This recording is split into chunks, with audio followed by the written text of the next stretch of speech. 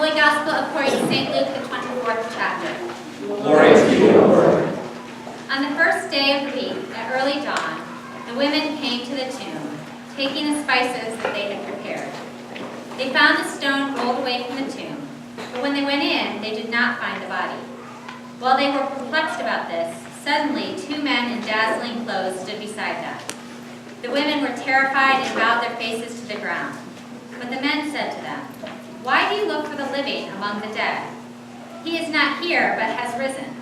Remember how he told you while he was still in Galilee that the Son of Man must be handed over to sinners and be crucified and on the 3rd day rise again?" Then they remembered his words, and returning from the tomb, they told all this to the 11 and to the rest. Now it was Mary Magdalene, Joanna, and Mary the mother of James, and the other women who with them who told this to the apostles. But these words seemed to be an idle tale, and they did not believe them. But Peter got up and ran to the tomb. Stooping and looking in, he saw the linen cloths by themselves. Then he went home, amazed at what had happened. The Gospel of the Lord. So some of you who have heard me preach enough know that I will chase a sermon into odd and peculiar places. One time I dragged my husband and best friend to a psychic so we could have our palms read because I was doing a sermon on prophets and prophecy. Once I interviewed the jail keeper at the Howard County Detention Center because I was doing a sermon on the keys to the kingdom. And one time Siri, that automated voice on your iPhone, one time Siri and I did a sermon together, but that was probably the biggest flop of a sermon I've ever done. Siri was not in the mood to cooperate with me all that morning. Anyway, these revelations about exploring a biblical text in a new way will come to me out of thin air, or some would argue from the Holy Spirit, and they seem like great ideas at the time. But then, when I actually have to show up and follow through with my idea of going to see a psychic or going to see the jail keeper, I can't help but ask myself, why in the name of sweet baby Jesus did I think this was a good idea? Which is pretty much what I was thinking last week as I sat in the parking lot of the Adams Green Funeral Home. Somehow I had decided that interviewing a funeral director for an Easter sermon would be a fabulous idea. Well, I think I had this idea because upon Jesus' death, Joseph of Arimathea saw to it that Jesus' body was taken down from the tree of crucifixion and placed in a tomb. However, because Jesus died just 3 hours before the beginning of Sabbath, there wasn't enough time to properly prepare his body. And the women would need to come back later to do that.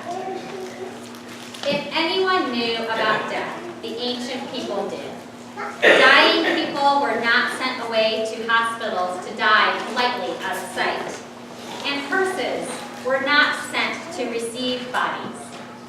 People were condemned and killed in public. And the sick and the elderly and the weak died at home. Family members and friends cared for the bodies after death. They were basically the morticians and the funeral directors of the day. That's what Mary Magdalene, Joanna, and Mary, the mother of James, were doing that fateful morning. Entombing Jesus properly, with all the rituals of burial. Which meant they were going there to wash his body off with warm water. They were going to trim his hair and nails, anoint his body with oils to stave off the stench of decomposition. And then they were finally going to wrap him in a linen cloth.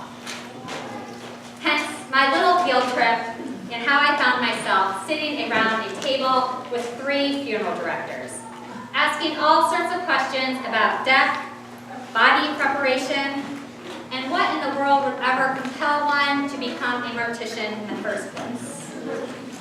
Because it isn't a job that I would ever want. I would tell Mary Magdalene and Joanna and Mary, you go ahead, I'm going to stay here and I'll do the laundry. But not these guys. One of them told me that he had wanted to be a funeral director since the age of 8. Now, most 8-year-olds that I know want to grow up and be Major League Baseball players. not embalm bodies. Anyway, they were more than happy to answer my copious questions, point out the myriad of options for funerals, and to give me a tour. Well, the tour didn't consist of a quick, view of the luxurious parlor with the overstuffed comfy chairs and the brick-faced fireplace and the muted oriental rugs. I got the behind-the-scenes tour, which was basically the basement tour. And I knew I was about to step out of my comfort zone as my tour guide says to me, "We're embalming a body down here. Are you going to be okay with that?" As he opens the basement door that was emblazoned with a bright red biohazard sign. Sure, I will be fine, right? I mean, I'm here to research death. What could be better than an actual dead body? Well, I am not ashamed to admit that I sort of glanced sideways as he walked by it, and so I could obscure my vision. Keeping his eyes on me, I think my tour guide was making sure I wasn't going to pass out or something.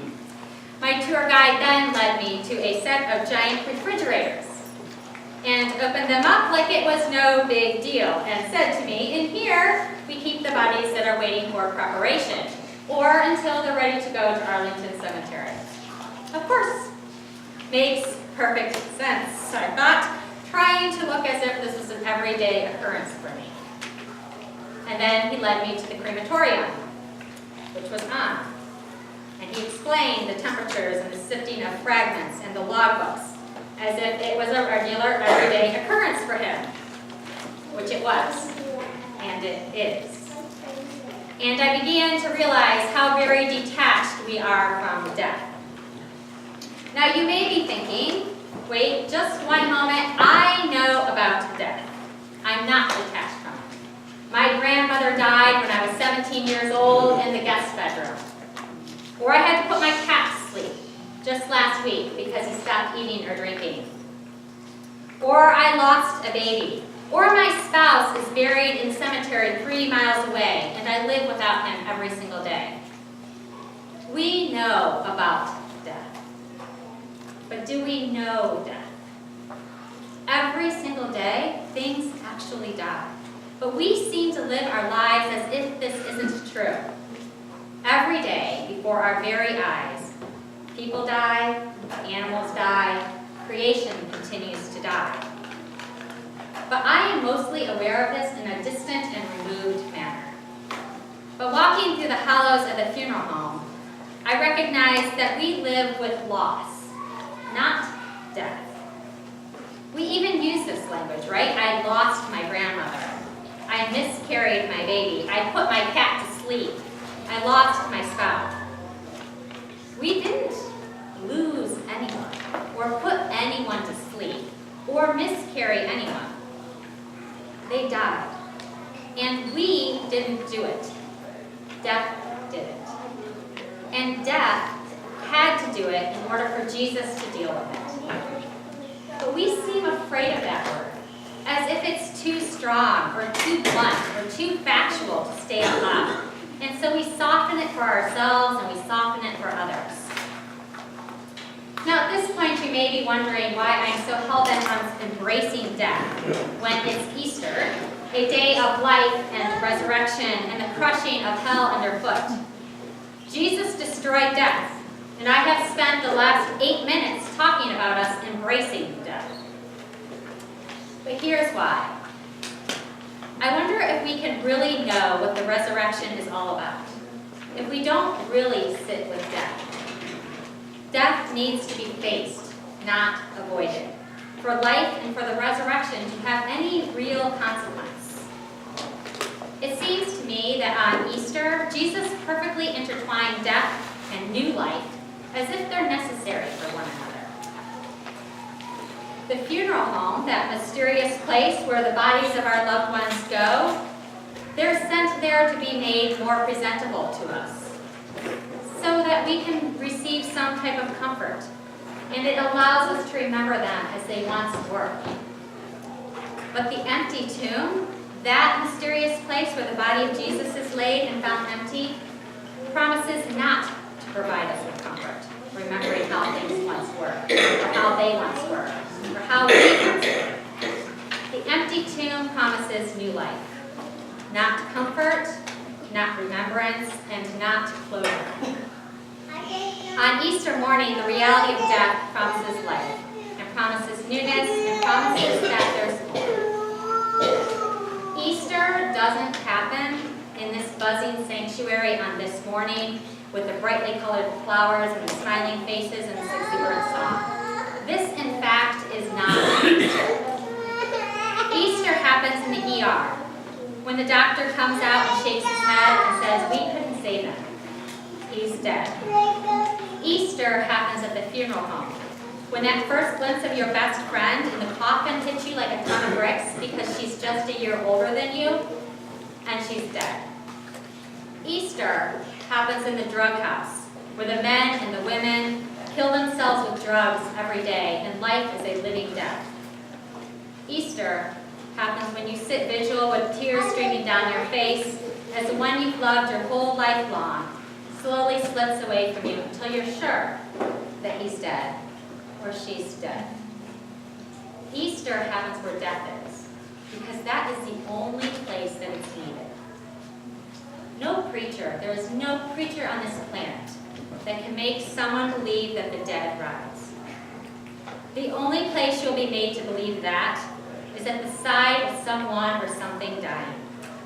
It's there in that place that you will see Jesus, and you will know the gift that life is.